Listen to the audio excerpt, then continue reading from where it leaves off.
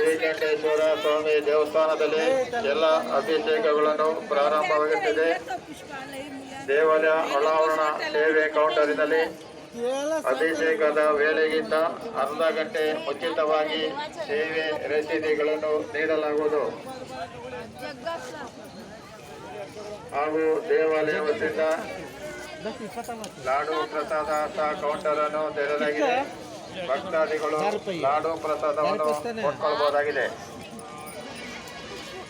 ಹೋಗಿ ಈ ಕಡೆ ಹೋಗಿ ಎಡಭಾಗದಲ್ಲಿ ಹೋಗ್ಬೇಕು ದೇವದರ್ಶನಕ್ಕೆ ಪ್ರತಿಯೊಬ್ಬರು.